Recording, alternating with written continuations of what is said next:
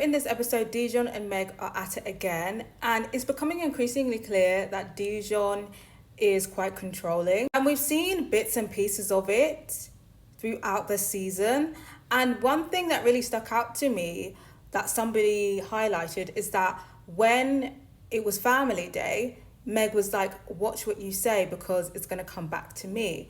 And I think this now comes back to DEJON's almost paranoia about how he looks on TV, how he's edited on TV. He's clearly worried about how he's perceived.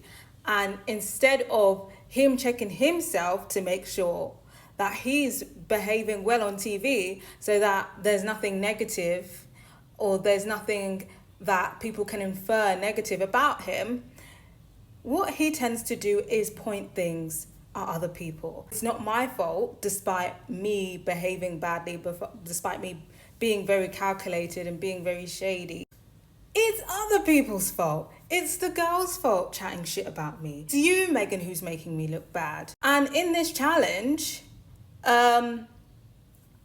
basically they were doing the knowing me, knowing you challenge where, you know, people get points based on how much they know their partners. And there was one question that DEJON got wrong. And it was on love languages. And DEJON got it wrong. And he seemed pissed off because he was like, well, you told me that your love language is this, so how did we get it wrong? Almost blaming Megan for making him look bad because I feel like he's processed it as, well, she obviously can't remember, and her negligence to remember what she told me has made me look bad and made me look like I'm not paying attention.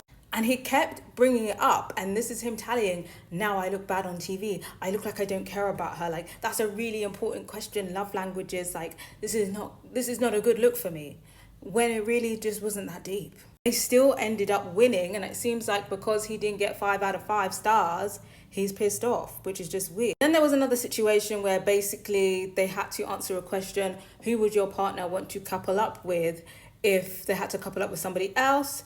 Meg got it wrong, and DEJON said Yaz, and Megan was a bit confused because she's like, aren't you and Yaz beefing every other day? Why would you pick Yaz to couple up with instead of literally all the other girls in my crew? Like, that's a bit strange. Like, why wouldn't you pick Angel? And surprisingly, Yaz said she got the question confused and thought it was directed to her, and she said the same thing. She also would couple up with DEJON if Jamie wasn't there. And both Jamie and Meg are confused about it. And personally, I'm confused about it too because, Yasmin, DEJON has treated you so poorly. He's chatted so much shit about you, and he would still be your alternative option.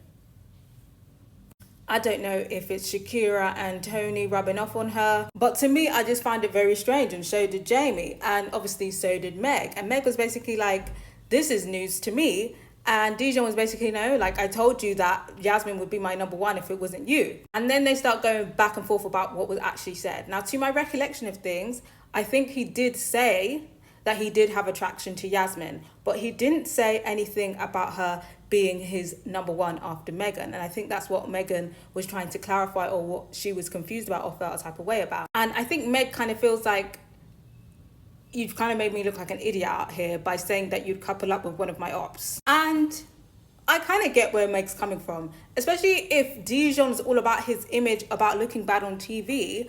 Why can't he extend the same grace to Meg? Because Yasmin is clearly her op. So why would you choose her? You should have chose the safe option and chose Angel or the other Megan. Why choose her op? But it's Megan who's the bad guy because DEJON can do no wrong. So then he goes back and forth and is like, yeah, I did tell you, you're trying to make me look bad. You're trying to make it look like I'm the bad guy just because you can't remember. And like I said, he did mention that he was attracted to Yasmin, but as far as I can remember, the last time he spoke about having attraction to Megan was during the whole threesome comment time. And then literally after that, he just started slagging her off consistently. So the fact that he's been slagging her off consistently after that and she's still next in line if Meg wasn't there, to me, that's confusing. So for me, I feel like DEJON was definitely gaslighting there. And I feel like it didn't need to be that big of a deal. Meg's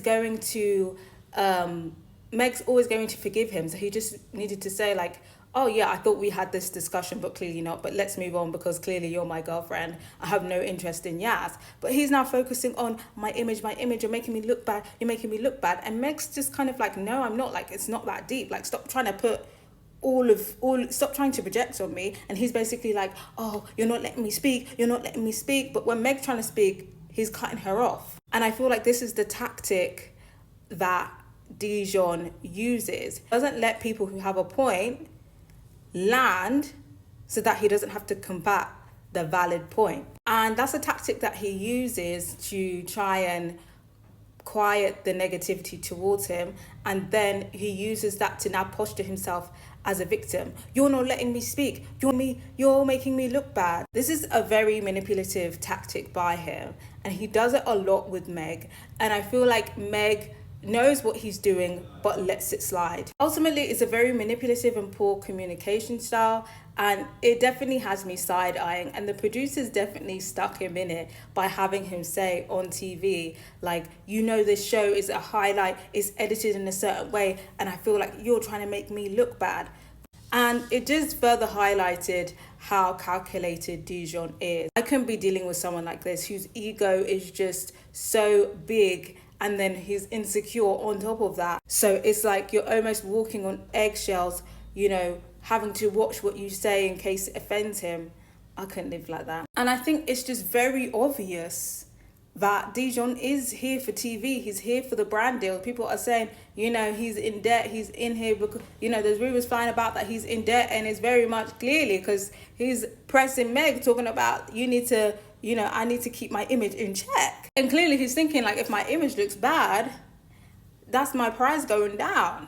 And I just think that was perfect timing, because right after that argument, there's now another vote for another dumping for least compatible couple. And I think after that, they're probably going to be in the bottom, because I think that clip of him saying, oh, we're on an edited show, very much exposed him. So I'm hoping to at least see them in the bottom this time. I would love for them to go, but I feel like they might still be in the final. But I think that last clip was very damning.